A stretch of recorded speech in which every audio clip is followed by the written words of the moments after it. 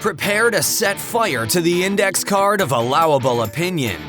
Your daily dose of liberty education starts here. The Tom Woods Show. My new book, Diary of a Psychosis, is out. It's the most lively, devastating baseball bat to the throat takedown of what the public health establishment did in 2020 and beyond that you can imagine. It's my first book in 9 years, and you're going to love it. Check it out at diaryofcovid.com. And if you've already bought it, make sure also to visit diaryofcovid.com so you can claim your free bonuses, including my free companion volume, Collateral Damage, a collection of stories from real people who suffered under the restrictions. They weren't allowed to tell their stories at the time, but every one of them told me, we just want to be heard. Check it all out at diaryofcovid.com. Hey everybody, welcome to the Tom Woods Show, episode 2447. I'm going to be joined by two guests ultimately over the course of this conversation, but I'm starting off with Nate Fischer, who is the founder of New Founding, which I think will be of great interest to listeners of this program because he describes it as a venture firm for the American right. And I would say, Nate, that such a thing has been very much needed for quite some time, and you are stepping into that gap and providing this valuable service. So welcome to the show. Thanks, Tom. Glad to be here. All right, tell us about New Founding. First of all, how long have you been doing it? What's your background and what's your goal with it? So the question of how long I've been doing it is actually, it's an interesting one because in many ways, I feel like it grew out of things that I've been working on for 5, 6, 7 years. It's, and in many ways, you talk about the need, and I felt like I was in many ways pulled into it out of necessity. I saw the need. I felt like it was something that I saw a path that was not being widely pursued. But my background was business. So I actually grew up, just really quick overview, grew up in upstate New York, homeschooled pretty early. I'm 39, so I was homeschooled all 12 years back before it was common. I think that probably led to an embrace of independent approaches. Went to law school, but always with the plan of going into business. And out of that, started buying apartment buildings in Tampa in the wake of the financial crisis. And that was, in some sense, the major. It wasn't that I was into real estate, but that was the major macro opportunity of the day. A number of years following that, various forms of investing, and really a lot of time spent thinking about what are the major macro problems of our day. And it became very clear that this divide in politics was driving more and more of the world. It was not just a set of values layered on top of businesses that could just sort of marginally be removed. It defines the vision of new ventures is defined by in many ways political ideals, political values, and the right was totally unrepresented in that space. I was in Silicon Valley for a few years. I saw up close just how political the visions of these new companies were, how much potential technology had to drive and realize a future, often in very disruptive ways, and how absent we were from discussions about what we should aim for, how we should think about a positive vision, and certainly building the institutions to realize it. So that led me to New Founding, which I formally started about 3 years ago. Well, as I'm sure you realize, our side, broadly considered, is not very good at things like this. Our side is good at having whiplash all the time, trying to keep track of all the attacks on them, and is in defense mode most of the time, and is very, very good at writing articles and letters to the editor about what's wrong, but and going to the ballot box. But we're going to need a little bit more than that because the other side is very well organized. They're very determined. They know what they want. And they're not just satisfied with pretty speeches. Another feature I've found in a number of the different circles I travel in is that somebody gives a pretty speech. At least 10 years ago, people have gotten somewhat better on this. 10 years ago, somebody gives a pretty speech. That's all they need to hear. Whereas the left, they'll go occupy your office until they get what they want. So it is nice to see somebody who's actually taking the bull by the horns. So give me a practical example then of something New Founding does that incrementally brings us closer to the kind of world we'd like to see. So I'll give you two. So we launched a fund. We actually spent a few years focused primarily on media, primarily on building up the network. And then this last fall, we launched our venture fund.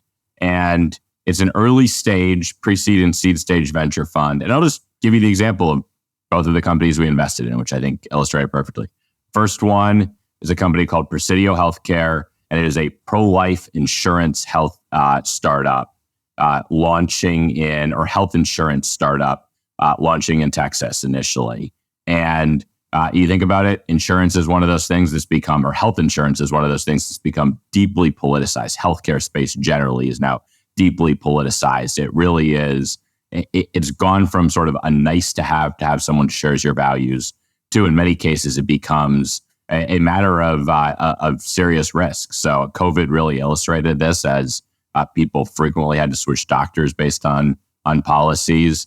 And if you take your kid to the wrong pediatrician, that person may begin a process encouraging gender transition or reporting them to the state or whatever. So it becomes deeply important to have a health organization that understands and aligns with your values. And that's what Presidio is doing. So there's a huge market. People immediately resonate with the message, but it's also actually a differentiated product. It's a product that's generally more market-based the way they're designing it. It's exempt from the ACA and it's able to underwrite in more market-based ways. And it's the kind of thing that'll just be poised to also just be a superior product from a cost perspective in a space that badly needs disruption. So that would be one. Second one is a company called Armanet, which we just announced about a month ago. And that is a ad platform focused on the firearms space. And that's a space where you see all of the dominant ad platforms, Google and the others, boycotting anything firearms related. Any publisher that talks about guns is going to be blacklisted from these ad platforms. If you want to advertise anything gun related, if you want to advertise anything with a picture of a gun in it, you're going to be blacklisted from these ad platforms. So that has serious repercussions in terms of the ability to reach customers, the ability to monetize websites that may have a lot of eyeballs on them, even the ability of people like political candidates to reach people who are interested in guns. And Armanet is stepping in there, and they're top tier team in terms of technology and understanding the ad space. And in doing so, they're providing an excellent product that fills a key gap in the market. So those would be two examples that are touching two different spaces, both of which the product itself is actually defined by offering a positive solution to a market gap.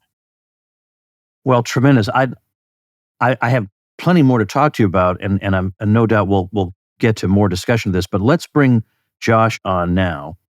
Josh, hello. You see and hear us? I do. Good morning. Okay. Can you, now that you're kind of joining a little bit in progress, would you mind introducing yourself to everybody? Yes, absolutely. I'm a managing partner here at New Founding, business partners with Nate Fischer, joined about 2 years ago, a little bit over that.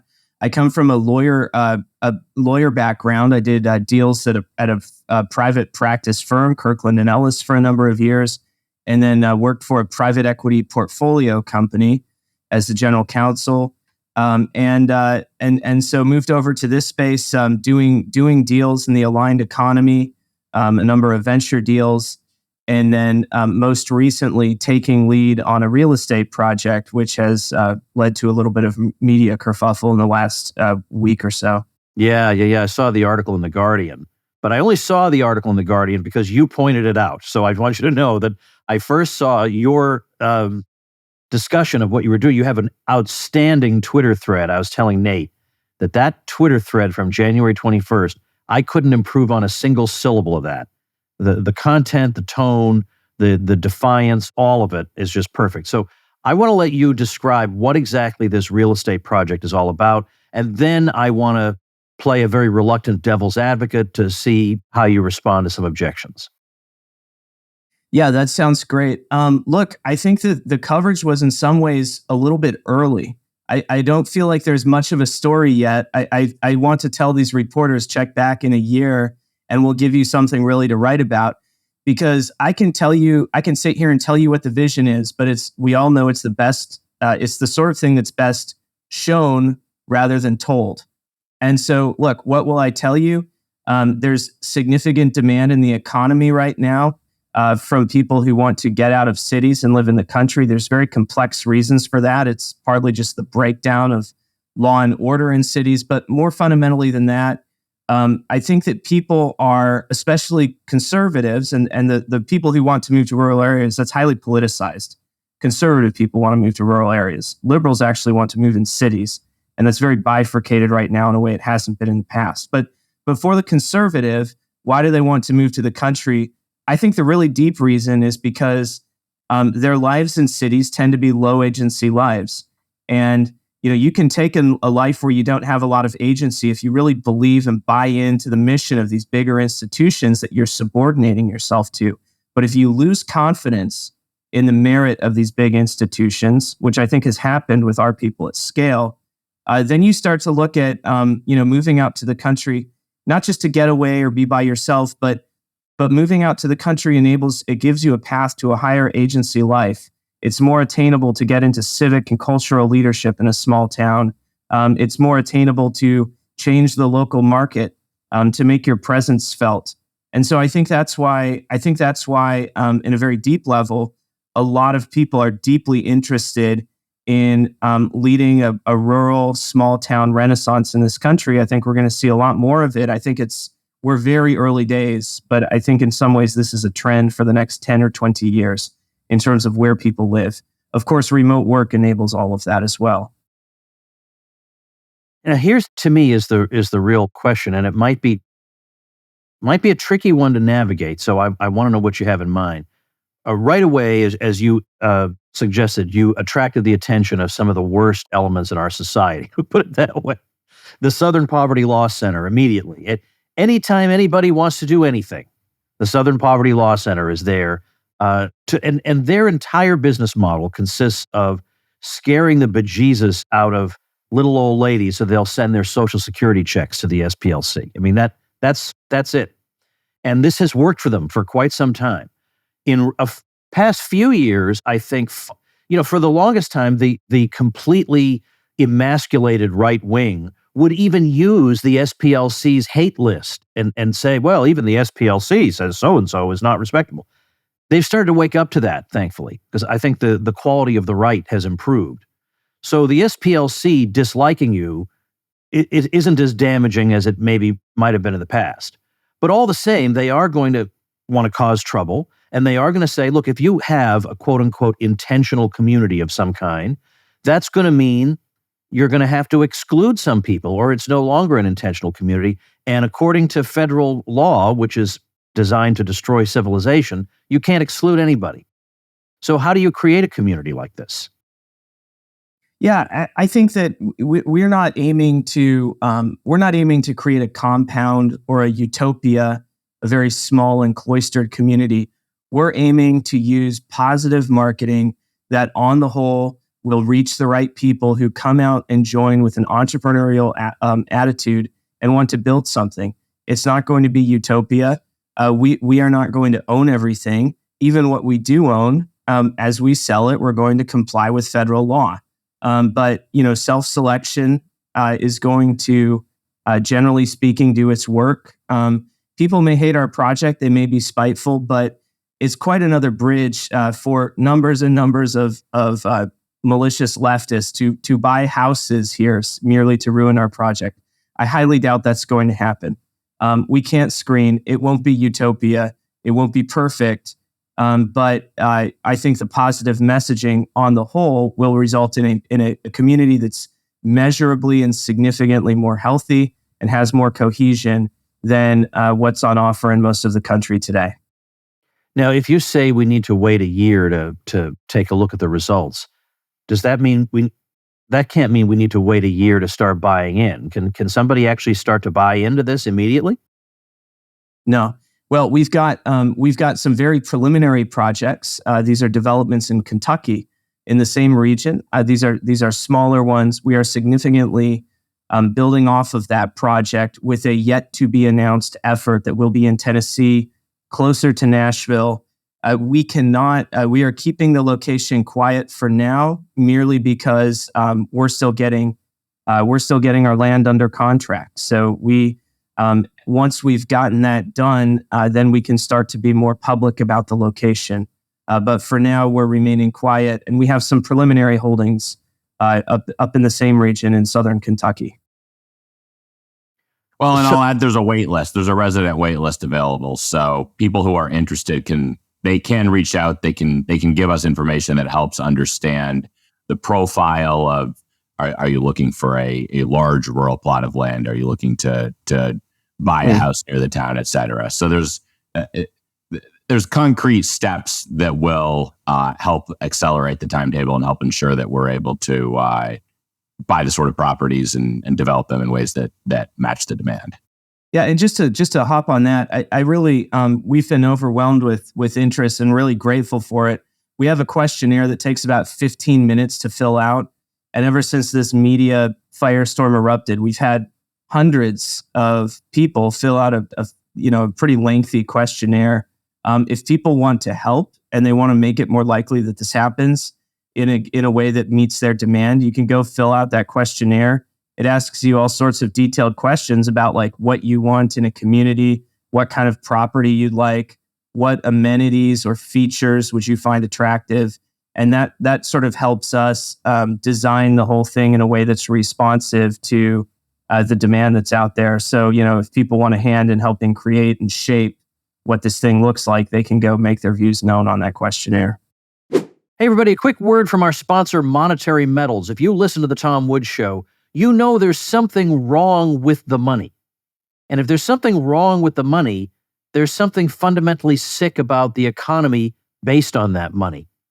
And we're very likely headed for a bad ending. There's no way this can really end well.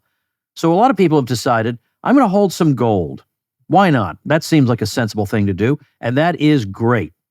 But there's more that you can do. Instead of just holding gold, you can be earning money on that gold, paid in gold. That's right. With Monetary Metals, you can get your own personal gold standard. You can earn up to 5% in their gold leasing program or earn double-digit returns in their gold bonds if you're an accredited investor. I've put my money, that is to say my gold, where my mouth is, and I have opened an account at Monetary Metals myself. And it's time for you to do the same. Join me and our old friend Jeff Deist as we lead an honest money revolution that starts by opening an account at Monetary Metals today.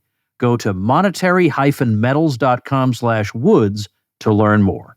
All right, so let me ask you to speculate here, and I don't think a lot of speculation is involved, but what do you think's going on that, as you said in your tweet thread, it doesn't matter if Bill Gates or some other sinister person buys up all kinds of farmland, nobody cares. Apparently nobody other than us is even interested in the question. But you have this, in the grand scheme of things, modest project, and the whole world comes down on your head. What's the dynamic here? I don't think leftists have a mental model for what we're doing. And so they immediately sort of latch on to the kind of the scariest models they can think of.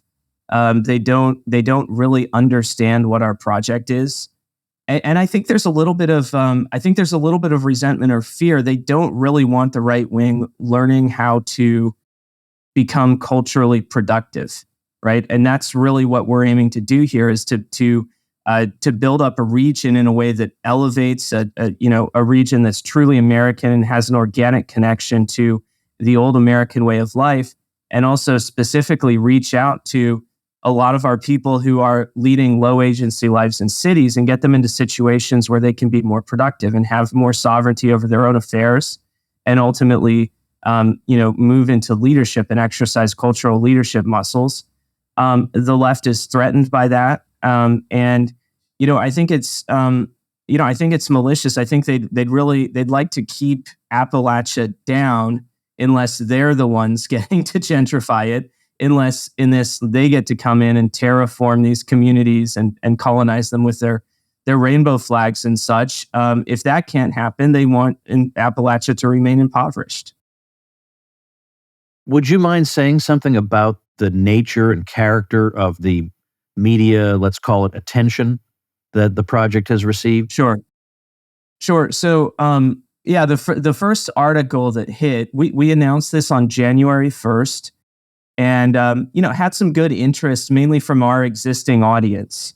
And then the first article that hit was an article in The Guardian, a UK newspaper, by a journalist named Jason Wilson.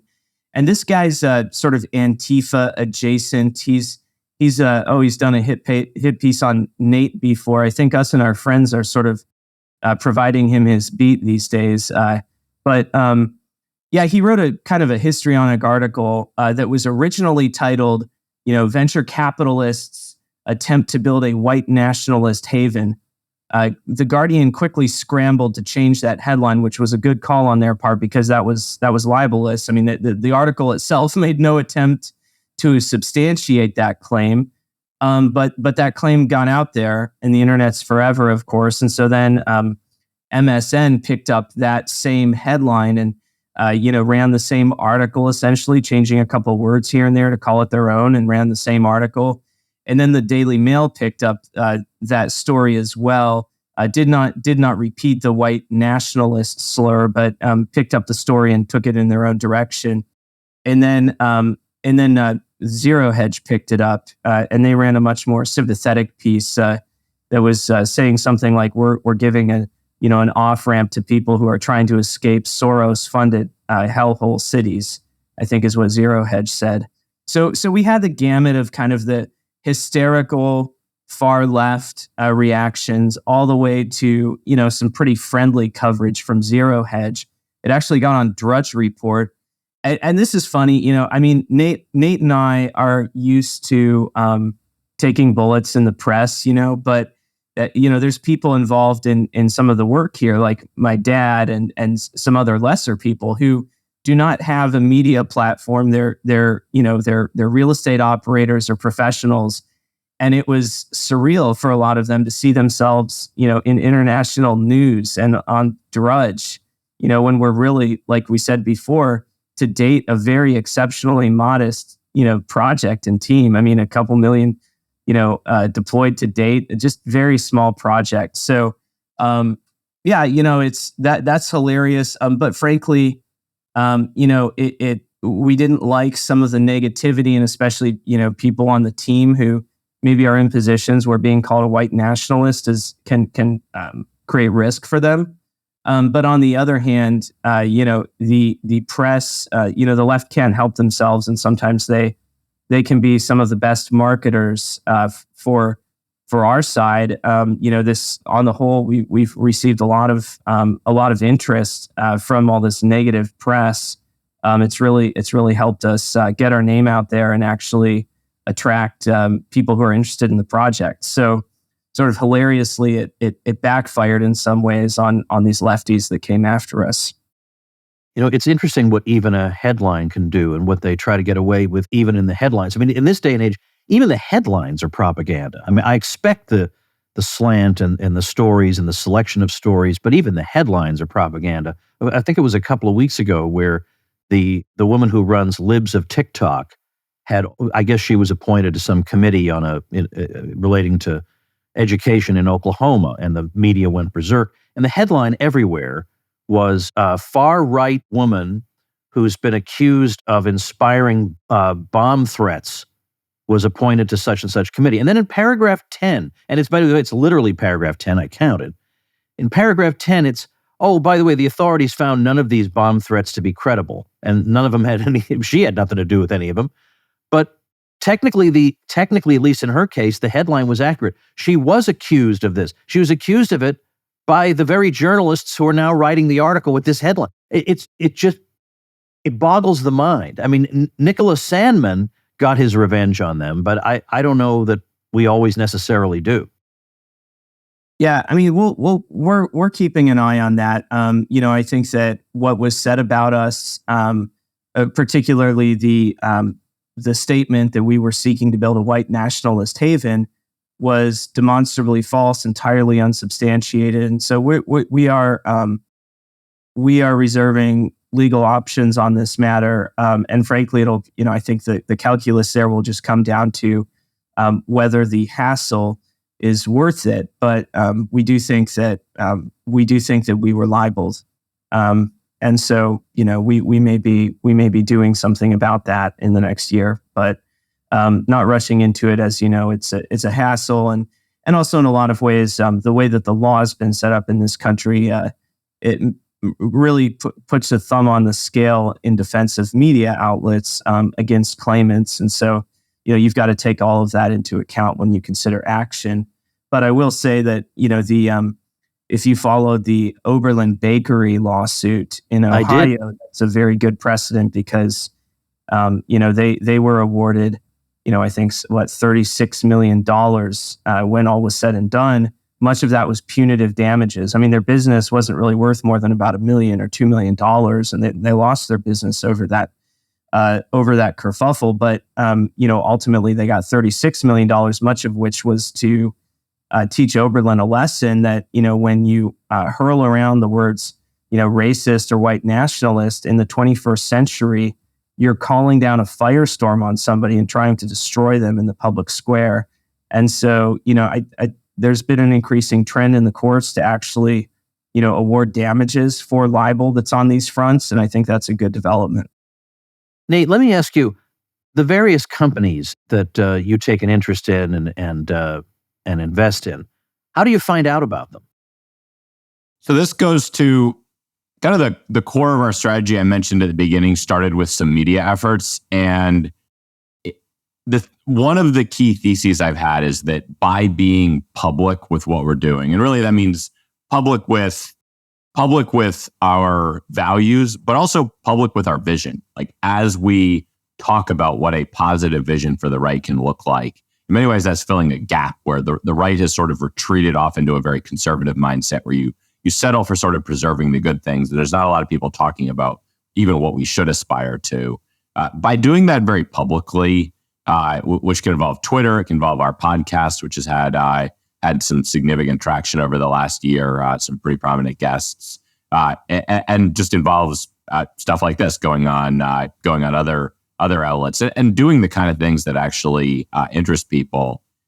That draws people to us. And in some sense, I think for a dissident movement, there's a tremendous latent opportunity in terms of people who have things they want to do. They have decisions they want to make where particular dissident values play a deep role in that. It's it's a very salient factor, let's say in a job change or something like that. It's a very salient factor when you choose who you want as an investor in your startup. Are they going to be aligned with me when that media storm comes after me? I mean, that's really the situation that founders worry about, right? Is you have that headline calling you, but completely baselessly, but calling you a racist or whatever. Like, are your investors going to be the sort who are immediately trying to sever ties with you and essentially do what the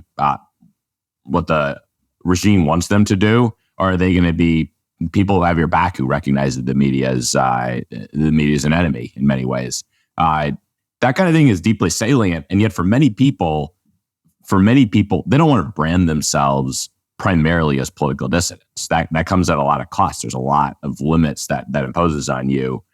So my model is by being public, by our being able to plant that flag and being public, we end up with a lot of people coming to us who value this, who are attracted to this mission, but don't want to fly that same flag themselves at this point, very, very rationally, given where the country is. And so we're able to make a lot of connections. And really at the core of New Founding, there's a sense in which we're deploying capital as investors, but even more in many ways, it's about making a lot of connections that allow us to bring people together around projects. I mean, this real estate project, it's as much about the connections we're making, the businesses we're able to help bring here, the people we're able to help bring here, as it is about the raising of capital and the deploying of real estate. In many ways, that's the business model, but the people drawn to it and the community we bring together is actually what makes this distinct.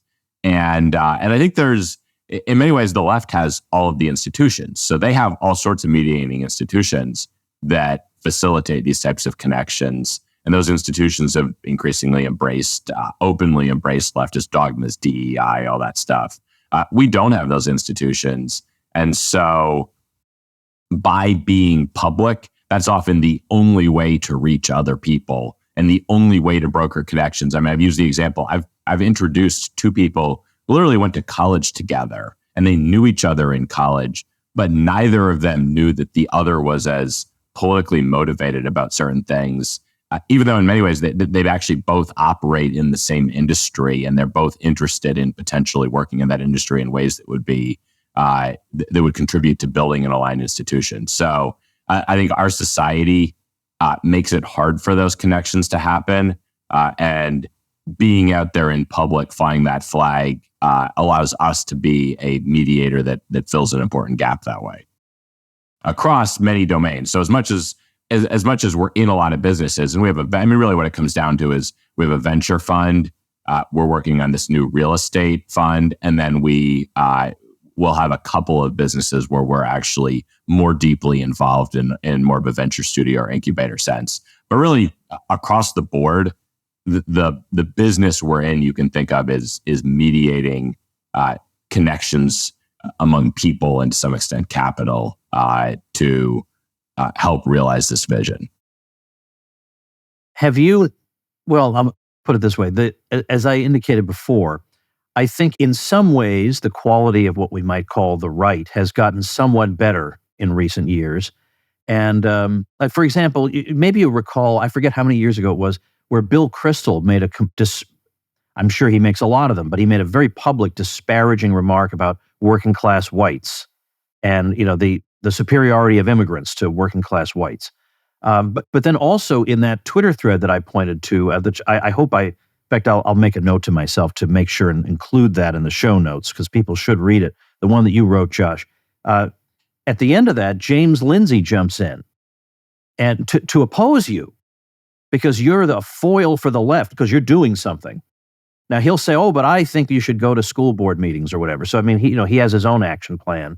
But it seems to me that a lot of times when people actually say we're actually going to organize and do something instead of just sending money to the Cato Institute every month or something like that, we're actually going to do something. For some reason, there's I think a declining group, but still a group that is very irritated by that, and that's interesting to me. Yeah, James, and I think his position is a good faith one in the sense that he's advocating for what he thinks is tactically effective. But James thinks that conservatives need to stay put. We need to keep our children in public schools. We need to stay in the large corporate environments where we find ourselves, even if it's a place where we're trading away a lot of agency and we're sort of in space that we don't control, and that's really controlled by hostile actors for the most part. And I acknowledge that there's trade-offs in these strategies, but much of what we're doing is an acknowledgement that we need to, at scale, get the right wing into a position where they can exercise significantly more agency and build institutions that affirmatively show an alternative, positive vision for society and human symbiosis. And so, James definitely disagrees with that. And I would say too that he's a little bit too concerned with the possibility of traps that the left sets for us at every turn. He speaks a lot about falling prey to a dialectical trap that the left has set for us. And I think that I think his view of the competence of the left is probably a little bit too high. And I also think, we're not materialistic determinists, so we don't think there's actually dialectical rules that govern history. We think that history is open. Human nature remains constant, but history itself is open, and through the efforts of extraordinary people and their innovation and entrepreneurship, they can change the course of the future.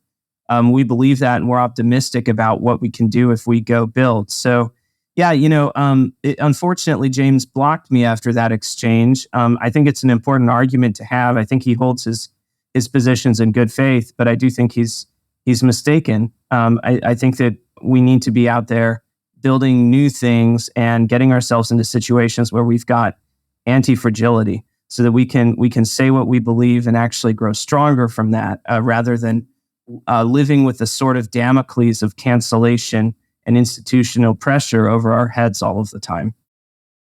I'll add one thing, which is I agree that I think James actually does hold these positions sincerely. Now, he holds sort of a very fundamentally liberal view, so he also wants to protect something that might be slightly different than what we would be happy to see. But many of the people who are ostensibly on the right, I don't believe do this in good faith in many ways. And Josh and I are very active in the evangelical world, and you see this very commonly with these theologies that essentially these theologies that elevate privatizing your faith, taking a sort of pietistic, holier than whatever position, all of which contribute to essentially telling Christians to get out of politics. And that's there might be some genuine theologies that support that, but you actually look at a lot of this, and there's been some good reporting on this. Some of the people most actively promoting this, David French is an example, David French and Russell Moore, who I think barely would pass as associated with the right anymore, are actively being funded by Leftist Foundations. So it is in the interest of the regime to fund sort of co-opted strands of Christianity or conservatism or whatever that actually put forth arguments telling you why you should do nothing. And that is not well-meaning people. That is people who are actively being backed by people who would love nothing more than for us to do nothing because they don't want us to threaten them. So I think we need to be aware of those elements, and I think those recent articles on funding of leftist foundations is a great example. It's a pervasive mindset. You see, I love it when people demonstrate with some skin in the game that they really do want to challenge the regime. They really do want to see an alternative.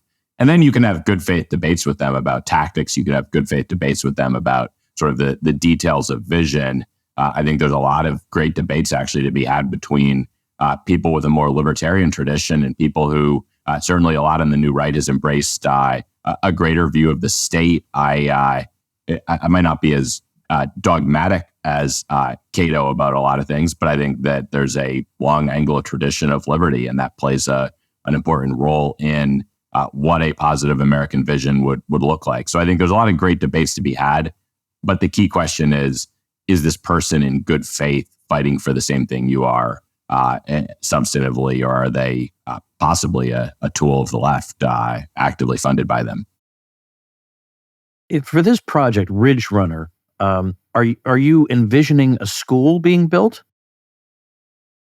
Yes. The approach that we're going to take on civic society institutions, so schools and churches and things like that, is we're going to affirmatively try to recruit people into the project who have a vision for, creating a church or a school that will serve the people who are coming out there. So we will, in response to the demand that we see and the people who come out there, we will proactively try to recruit pastors or headmasters of schools and help facilitate the creation of those institutions. And there's a variety of ways we could do that. We're exploring the feasibility of doing a master plan community. If we go down that route, it's very likely that we would set aside some land and even fund the construction of a school or a church in part through HOA fees and such, or some similar structure. So we would very much like to help create those institutions. We will do it in partnership with people on the ground who want to build the culture. We don't want to be entirely top down. We want this to be a decentralized project with institutions that spring up as a result of the individuals who join the project and what they want to see.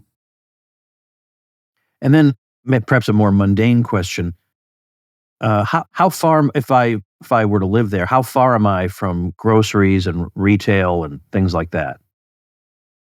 You've got some groceries down the road. If you want to go to your bigger stores like your Whole Foods or your Publix, you'll have to go about 25 minutes.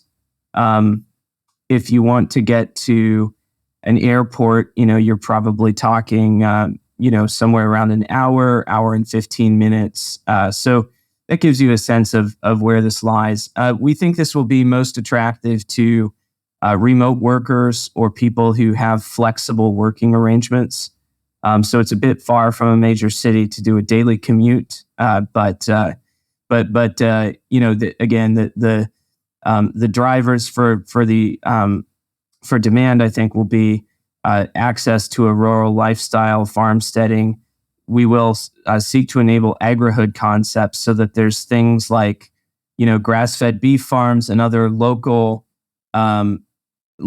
production of goods that a lot of people need for their daily lives, right there in the immediate vicinity of where our developments happen. All right. Well, let's as we wrap up, tell people again if this interests them, or if the broader project that you're involved in terms of helping out or companies, supporting companies that are doing interesting things. How do they contact you or let you know what they're doing? What are the websites?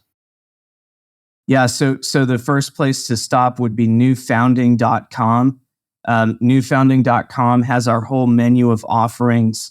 So we have a description of our venture fund, which describes our strategy for people who are interested in investing. There's a way that they can invest. And by the way, this product is open. You don't need to be a billionaire to invest in this fund. So if people are interested in that, we welcome a conversation. And then also on that website, the Newfounding/Highland Rim has the waitlist questionnaire for our real estate project. If anybody's interested in slightly more remote, pioneering real estate inventory, RidgeRunnerUSA.com currently has some offerings. So that may be a fit for some who want a little bit more of a wilderness, off the beaten track experience. And they can reach out on that website if they're interested in any of that inventory. And then me personally, you can follow me at business. It's at BYZNESS. Yep. Okay. Very good. Twitter remains an active channel for all of us. It's certainly one where we've built the biggest audiences. It's one where we've connected with many of the people who become parts of this project. I think I originally connected with Josh through that, or reached him, and DMs on Twitter have resulted in founder connections, investments, jobs, all sorts of things. So encourage you to follow us there. Okay, so I will have the links as well as the links to Twitter in the description of the video, and also on the show notes page, which for this episode is tomwoods.com/2447. Well, gentlemen, thank you for your time this morning, and also just for being willing to get out there and actually do something for a change. Well, the rest of us appreciate it. Thanks for having us, Tom. Yeah, thank you. This was a pleasure. And thank you, ladies and gentlemen. Become a smarter libertarian in just 30 minutes a day. Visit tomwoods.com to subscribe to the show for free, and we'll see you next time. Like the sound of The Tom Woods Show? My audio production is provided by Podsworth Media. Check them out at podsworth.com.